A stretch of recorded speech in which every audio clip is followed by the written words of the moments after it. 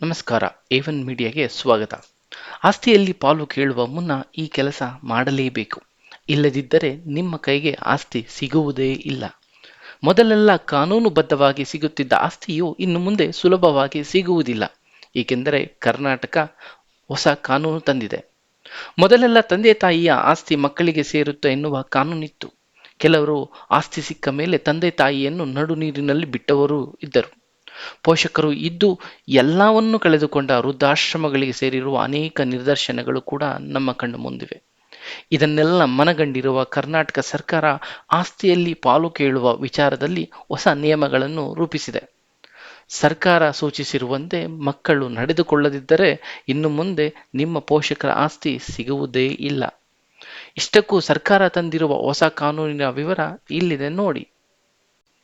ಇತ್ತೀಚಿನ ದಿನಗಳಲ್ಲಿ ಮಕ್ಕಳು ತಮ್ಮ ತಂದೆ ತಾಯಿಯನ್ನು ಆರೈಕೆ ಮಾಡುತ್ತಿಲ್ಲ. ಇಂತಹ ಹಲವಾರು ಪ್ರಕರಣಗಳು ಬೆಳಕಿಗೆ ಬರುತ್ತಿವೆ.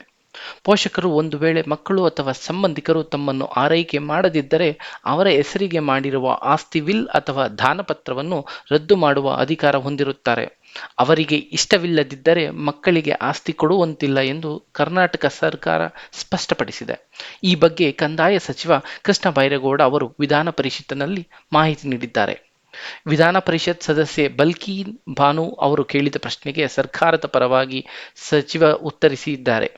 ತಂದೆ ತಾಯಿ ಹಾಗೂ ಮನೆ ಹಿರಿಯರನ್ನು ಆರೈಕೆ ಮಾಡದಿದ್ದರೆ ತನ್ನ ಮಕ್ಕಳಿಗೆ ಅಥವಾ ಸಂಬಂಧಿಕರಿಗೆ ಅವರು ನೀಡಿದ ವಿಲ್ ದಾನಪತ್ರವನ್ನು ರದ್ದು ಮಾಡುವ ಅವಕಾಶವನ್ನು ಕೇಂದ್ರ ಸರ್ಕಾರದ ಪೋಷಕರು ಮತ್ತು ಹಿರಿಯ ನಾಗರಿಕರ ನಿರ್ವಹಣೆ ಮತ್ತು ಕಲ್ಯಾಣ ಕಾಯ್ದೆ 2007ರಲ್ಲಿ ಮಾಹಿತಿ ನೀಡಲಾಗಿದೆ ಎಂದು ಸ್ಪಷ್ಟಪಡಿಸಿದ್ದಾರೆ. ಕೇಂದ್ರ ಸರ್ಕಾರವು ಈ ಸಂಬಂಧ 2007ರಲ್ಲೇ ಪೋಷಕರು ಮತ್ತು ಹಿರಿಯ ನಾಗರಿಕರ ನಿರ್ವಹಣೆ ಮತ್ತು ಕಲ್ಯಾಣ ಕಾಯ್ದೆಯನ್ನು ಜಾರಿಗೆ ತಂದಿದೆ. ಇದರ ಬಗ್ಗೆ ಜನಕ್ಕೆ ಮಾಹಿತಿಯೇ ಇಲ್ಲ.